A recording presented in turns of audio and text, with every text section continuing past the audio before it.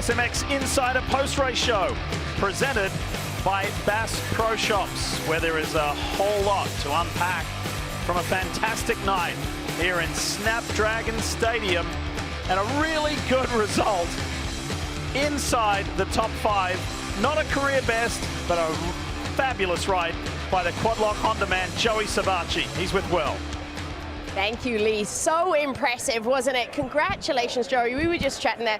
Lee said it. It's not a personal best, but it's extremely close. You were 5th at Salt Lake last year. But does this one feel a little bit different? Is there more meaning behind this, doing this so early on in the season? And I mean, your form is great. Yeah, I mean, it feels good. I'll be honest with you. It's the starts are important. It's a full field for the most part. You know, obviously we've had 1 or 2, unfortunately, that have gotten injured, but it feels good. Obviously, I did a lot of racing last year, and then the overseas stuff, so I felt like I had a pretty good base going in.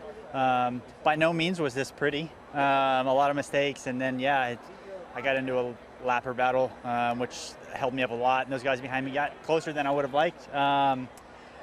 But, you know, it feels good. I'm trying. I really am working hard. I know it always doesn't show, but I really am, and I'm proud. We dug deep. After last week, wasn't pretty. Struggled, bad start, crashed. So to turn it around, this is kind of where I would like to be more often. But the goal going into the season was, you know, start the season top 8, and let's try to build from there. So we're off to a good start. Yes, you are. And speaking of that, I mean, how repeatable does this essentially feel to you? Because, you know, not your first lap around the track here. You've been doing this for a long time now, Joey. You know yourself. You know what to ask out of the bike. You know your riding. So what should we be expecting from you moving forward? Well, I mean, I think if I can get off the gate and put myself in a good place like I did tonight, I would think this is repeatable. Like I said, I think if I can be up front week in and week out, if I can be inside that top 7, top 8, like considering we're a privateer team per se, I think that says a lot. There's a lot of good guys in this field, a lot of factory bikes, and a lot of titles, right? So I think if I can give myself an opportunity, get off the gate, yeah, I would be ecstatic with, you know, top 7 more times than not, week in and week out, and just you know, prove to myself, but also, you know, to others that I still can do it. Obviously, I was a little ways off those guys in the front, but felt good. Feel good, look good as well. Congratulations. I know this is important to you, but it's important to the team as well. Incredible result. Congrats. Thank you. Appreciate it. Yeah, Will, and we second that sentiment. Congrats to Joey Savatgy. Remember, he got pretty badly injured last year. So when you look at the big picture-wise, that is a great comeback, not only year on year, but a great main event. And like he said, I need to prove myself that I can still do it. Well, and truly can still do it with a top 5 result. Hi, folks. Lee Diffie, the GOAT, Ricky Carmichael with you here. Fantastic night in San Diego and a fantastic result from Eli Tomac. Who's going to stop him? 2 for 2. Well, Hunter Lawrence was closer than what Kenny was last weekend, but just an absolutely epic battle. And the level of competition, what I'm watching, is something like I've never seen. It seems like we always say every year, oh my gosh, the crowd, it is stacked field, but I really truly believe the level and how close that the riders are in lap time is something a little bit different than we've seen in the past. And you know, I think it really comes down to, Lee, as I'm sitting here telling you and thinking, like, who's going to make the first mistake, right, and slip up, and that's going to give the advantage to the guy that is there to take advantage of that. That's where I really feel that we're at. It's who can make the least amount of mistakes. It's not about who can be the fastest. It's amazing. We mentioned it in the commentary that this is a legend of the sport, but a guy who could be sitting on a couch watching this show, and instead he's winning the first 2 rounds of the 2026 Monster Energy SMX World Championship, which is just extraordinary. His reaction last week was not surprised, but it was just like, hey, this is pretty cool. I want to prove to them I can still do it. Well, then he's been emphatic with that by proving that he's done it again, back to back. So, and for the team, for Ian Harrison and everybody at Red Bull KTM, you know, they were excited to get the legend coming into their team. And here's some of the crew members out on the track. So we got here Frankie on the left. Looks like Carlos maybe on the right. And there's Ross from the SMX track crew. And they'll go and look and dissect the track where the bike was working. Time to take a look at the highlights. Snapdragon Stadium on a beautiful afternoon/evening. The stage was set with a packed house for everybody to perform, including this man here, holding the red plate on his new Red Bull KTM. This guy right here, Ken Roczen, super impressive, but not a surprise when you think about the years and the experience that he has, and he looks really, really comfortable on his machine. He had a great offseason. Watch this at the beginning. Chase Sexton caught out, tried to jump the start.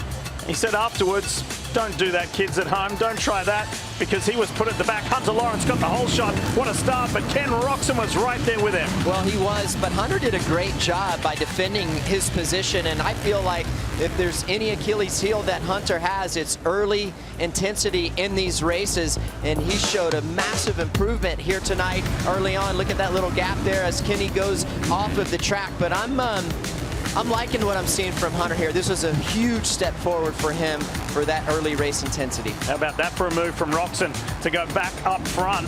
This was a great scrap, but getting a front row view was Eli Tomac. He was perfectly poised to set up for a position, for a move, and to assess these two guys ahead of him, and here he goes. Yep, Hunter wasn't able to jump that triple, and it was prime pickings for Eli Tomac, but I also feel like there was some urgency there for Tomac. He's going to make a great pass right here by Kenny. An urgency for Tomac to make the move also, not wanting to let Kenny get some track position on him. I could hear it in your voice how impressed you were with Roxon's fight early on against Tomac. He was not giving up. He was not just going to give it to Tomac. No, Kenny is a lot like James Stewart when we were racing together. If you made a move by him, he was so good at a counter move, the counter attack I like to call it. And Kenny very similar to that, and he was able to get back by Eli, but after this next attempt by Eli to get into the lead, it'd be all she wrote for Kenny as far as defending for the race win here. And that was it. Eli was able to get in front, stay in front. The battles weren't over, though, for Ken Roczen, because here comes Hunter Lawrence aboard the Honda HRC machine, and he was able to make a really nice move on Roczen. I saw that. Look at Kenny, looks over his shoulder, sees that Hunter's there, gives way, tries to get a good run through the whoops, but just wasn't able to do that. Nevertheless, still a great run for Kenny, and man, I was not anticipating this. Hunter's almost going to go for the lead right here. Lee, watch, he's going to cross back to go underneath him, but see, this is where Hunter is very, very calculated. That would have been a high-risk move. There's going to have to be big collision that was going to happen for him to get in front of the lead. Might have taken both of them down. Right. That was on the way home, and Eli was able to prevail to go back-to-back, not only in 2026, but go back-to-back here in San Diego and defend his win of a year ago to keep a perfect score, yes, for 2026. There's the podium. Tomac, Lawrence, Roczen. That was an enjoyable ride, and enjoyable for the Tomac family as well, because Daddy did great. I heard what? That's where he was talking about hearing Hunter Lawrence rev the motor. He said, what? Who's that? Who's there? Who's hassling me? So there is the snapshot of the results. Tomac, Lawrence, Roczen, the podium. Chase Sexton, great comeback. Solid ride, Joey Savatgy. And then some very interesting names in maybe unfamiliar positions, like Justin Cooper Webb. Yeah. Aaron Plessinger, who wanted a little more. Gutsy ride from Malcolm Stewart in the top 10, riding injured. RJ Hampshire, Prado, a little different from last week. Yeah. And, it's tough, you know. JT talked about it in some of his reports, just how important it is to get that start in track position. So that brings us to the points after 2 of 17 rounds of the 2026 Monster Energy AMA Supercross Championship. Perfect for Tomac. 50 points with an 8-point advantage over Ken Roczen and Hunter Lawrence into third. He was moved into third after last week, which we didn't mention. Jorge Prado lost some points for his bike failing the noise test. So Hunter stays in third technically as far as that is concerned. And Prado dropped dramatically to 9th with that outside the top 10 result here this evening. Well, I look at the defending champ, Cooper Webb, and then, of course, Chase Sexton. They are 18 points and 21 points behind Eli Tomac for that championship, and that is a lot of points with only 2 races under our belt. Keep your eye on that. All right, let's check in with JT. Let's talk more Eli Tomac and track. There are a lot of decisions made that dictate a race in Monster Energy Supercross. Hundreds a night for these guys, and make no mistake, Hunter Lawrence had to make a decision in this corner on the last lap to get his first win in the 450 class. He would have had to go in and make hard contact with Eli Tomac, a legend, the second winningest rider in the history of the sport, the championship leader, and understand that this crowd would have booed him out of this stadium. He would have had to live with that forever. But maybe it's worth it for some. Maybe it could have been the right decision. But for Hunter Lawrence tonight, it simply was not. And I'm going to show you right here. This is his line. He's going in on a hard angle where all the ruts are going the opposite direction. That's the decision he had to make. Do I run it in knowing that I'm going to knock Eli Tomac to get the job done tonight? Or do I lay up, take the second place, move on with the series, and hopefully get the win down the road? Now, I'm glad I didn't have to make that decision. We've seen that decision go the opposite way many times in the history of this sport. We saw crashes happen tonight. Chase Sexton and Cooper Webb.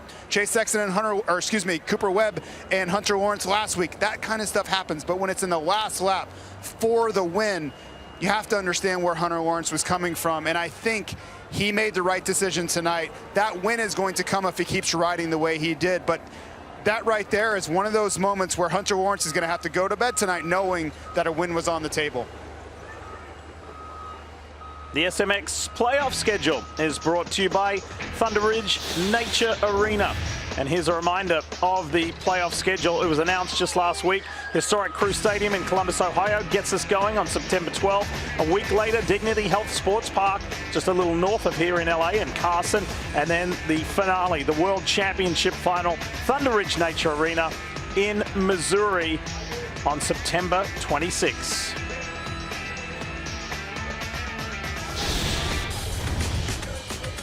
Time for the 250 highlights from Snapdragon Stadium here in San Diego on a beautiful evening. And the stage was set for Max Anstey. Could the 32-year-old Brit go back-to-back in as many weeks? Well, it was looking good at the beginning of the race. That's for sure. We're going to show you right here. In this 250 West division, we know was going to be a fight between Monster Energy Star Yamaha riders and Levi Kitchen, but unfortunately, the chef dropped it at turn 1. 2 weekends in a row. You hate to see that because the guy has the skill and the speed to win, but it's the little things like that that just has been biting him and keeping him from winning championships and races early on right here. This is what I wanted to see. Hayden Deegan, he got a better start, makes a move by Cameron McAdoo, and he showed a lot of poise, I believe, at the beginning of this race. He didn't push it. It wasn't forceful until he got here for the lead. He wasn't forceful until this move that did not impress Max Anstey. He wasn't too harsh with his post-race words, but he was not overly pleased with his teammate, to say the least. He wasn't overly pleased. I think he was being diplomatic. I'm Indeed. just going to go and say that to his teammate in that situation. So going to be fun to see the fireworks next weekend. But this guy right here, both of these guys, and that was a heck of a save by Chance Hymas. I mean, that was scary. Hate seeing that. And, man, that took some strength to hold on to it. If he was 2 inches shorter, that thing would have been over the handlebars. How about this? Levi Kitchen gets a little physical with Max Anstey, and Max must have been saying, what is it with me tonight? People are roughing me up, but in the end, even though Hayden Deegan apologized for that forceful move on his teammate, nobody was even in the same zip code as Danger Boy, getting his first win in San Diego and the red plate to lead the championship to A2. Remarkable podium for Cameron McAdoo. He had to work hard for that. And Michael Mosman. There's the podium 3. And here are the results. McAdoo quite emotional on the podium. Podium interview, I should say, and a really meaningful podium 2 for Michael Mosman. Dylan Schwartz, LCQ to a top 10. Great job by him. But yeah, going back to Cameron, I mean, rightfully so.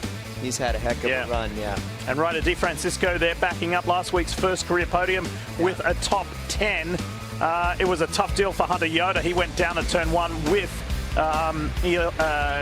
Levi Kitchen, and then he ended up finishing the race prematurely, pulling out. So that sets us up with this point scenario after 2 races of the 250 West Division Championship.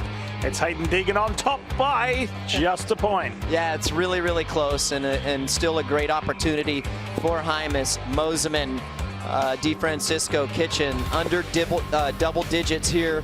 Early That's a good point. So that's what I look at when I'm looking at the points. And again, they're so close. Max Anstey could easily win next weekend. Moseman could easily win next week. I say easily. They're capable of winning. And so I'll tell you what, track position I think is almost just as important in that 250 class than it is in the 450 division. And that podium was important for Cameron McAdoo because he finished last a week ago in A1 after falling in the main event and rockets his way back up into the top 10. So been a long time for him. So we will look forward to next weekend. It's A2, back up the coastline. We head back up to Anaheim. What are your thoughts there, considering what we saw last weekend as you look ahead? Well, I think I mentioned this to you when we were looking at the highlights here. I think for the 450 and the 250, an overall view, Lee, would be really who's going to cough the ball up first, because they're all so close. They all have really good speed. They're great at their craft, but it's little things like Chase Sexton hitting the gate, like who is going to make the least amount of mistakes when everyone is that close? I think the person that is able to be picture perfect and not make any hiccups is going to be the guy that's victorious. All right, let's have a look at the track map, the Yamaha track map for A2, and just give us a few key points, like what catches your eye straight away. Well, you got the long lanes on the exterior lanes, or I should say, of the stadium, and anytime we're in a baseball diamond stadium like that, it gets some interesting designs, some short chutes there. I like the sand corner, always see a lot of action, but inside the exterior lanes, it's going to be pretty tight, a lot like we saw at the season opener. All right, good stuff, RC. This is how you can watch, folks. As always, Peacock with Race Day Live at 1 p.m. Eastern. 7 p.m. Eastern is the A2 gate drop, and we'll have more post-race coverage with thanks to Bass Pro Shop as well. And the SMX Video Pass is always available outside the US, so you can catch everything. 2 down and many more to go. We have just got this 2026 Monster Energy AMA Supercross season going, but already so much to talk about. Hey, I'm off to Rolex 24 and then the Olympics. I'll see you in Daytona at the track you designed. We'll be there.